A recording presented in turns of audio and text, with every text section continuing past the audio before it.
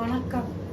நம்ம இப்போ என்ன பண்ண போகிறோம்னா, தட்டைப்பயிர் கடாயை வச்சு தட்டைப்பயிரை வறுத்துட்டு அதை கழுவிட்டு வேக வைக்கணும். வேக வச்சுட்டு அது வெந்த உடனே கத்திரிக்காயை நறுக்கி கழுவி அதில் போடணும். போட்டுட்டு காராமணி பயிர் வேக வச்சு வச்சுருக்கேன். இப்போ அதில் கத்திரிக்காயை போட்டிருக்கேன். அடுத்து மிளகாத்தூள், வீட்டில் அரைச்ச மிளகாத்தூள் போட போகிறேன். இப்போ மிளகாத்தூள் 3 ஸ்பூன் போடுறேன். தேவையான அளவுக்கு போட்டிருக்கேன். இதுக்கு மேலே காரம் வேணும்னா அதிகமாக 1 ஸ்பூன் நீங்கள் சேர்த்துக்கலாம். அதுக்கப்புறம் தக்காளியை போடணும். இப்போ மிளகாத்தூள் போட்டுட்டு அடுத்து கொஞ்சம் சிறிய தக்காளி 2 பொடி பொடியாக நறுக்கி போட்டிருக்கேன். போட்டுட்டு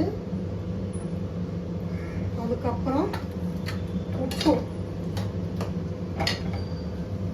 ஒரு அளவான உப்பு, உங்களுக்கு தேவையான அளவான உப்பு. அடுத்து ஒரு நெல்லிக்காய் அளவு புளி அதில் கரைச்சி ஊற்ற போகிறேன்.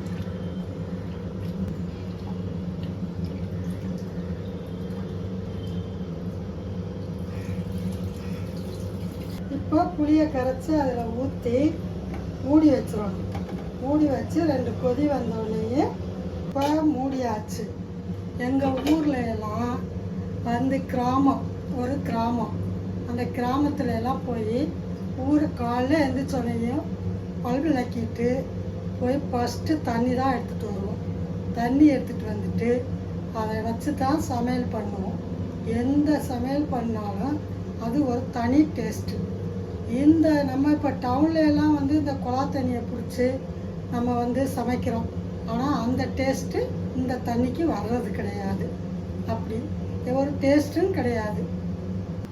குழம்பு தாளிக்க கடாயை அடுப்பில் வச்சு ஒரு குழிக்கரண்டி எண்ணெய் ஊற்றிருக்கேன். அடுத்து சோம்பு வெந்தயம் போடுறேன் வெடிக்க. அதுக்கப்புறம் அது வெடித்த உடனே வெங்காயத்தை போடுறேன். வெங்காயத்தை போட்டு நல்லா பொன் வறுவலாக வதக்குறேன்.